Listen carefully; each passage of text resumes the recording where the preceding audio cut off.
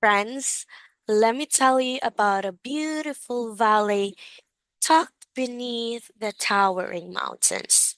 On one mountainside, nature had carved a massive stone formation that looked exactly like a kind, wise, and noble human face. The Great Stone Face. The people of the valley passed down an ancient prophecy. One day, a native born son destined for greatness and goodness would grow up, and his face would bear the perfect likeness of that magnificent stone face. A boy named Ernest grew up gazing it. He loved that face more than anything. He spent his childhood, youth, and manhood working humbly, thinking pure thoughts, and always holding on to the hope that he would live to see the great man arrive. The years passed, the valley eager for the prophecy to be fulfilled, often mistook fame for nobility. First, a rich man named Guthergold returned. The whole town rushed out crying, "Behold, the great stone face!" But Ernest, seeing the cold, calculating greed in the man's eyes, whispered, "He is not the man." Years later, a decorated soldier, old blood and thunder, came home. He had power, glory, and scars. Again the town cheered. Ernest saw only the weariness of ambition and war on his brow. "He is not the man," he sighed.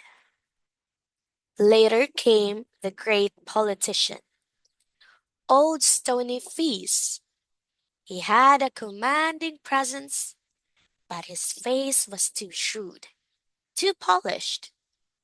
Ernest knew the heart behind the stone was simple truth. Still not the man, Ernest decided sadly. Ernest sought never fame or fortune. He simply continued to live a life of simple goodness.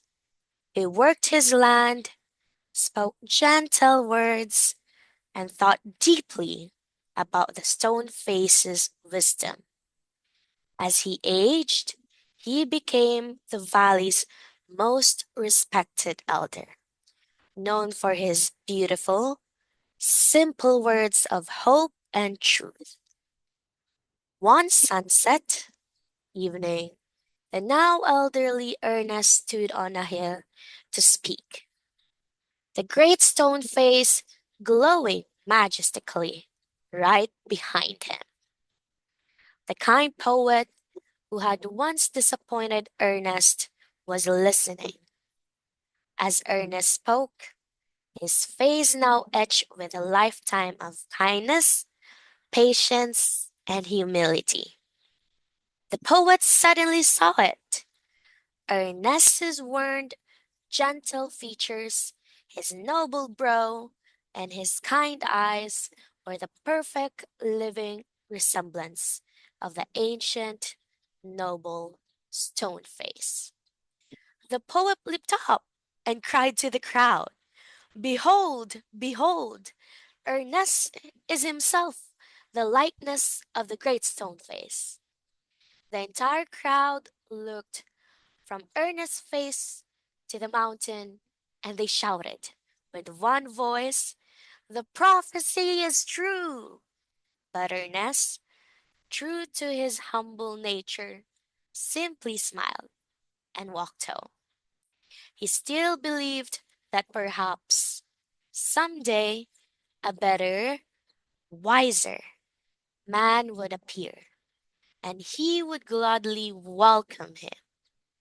The prophecy was true, but only a life lived for goodness, not glory, could fulfill it. The end.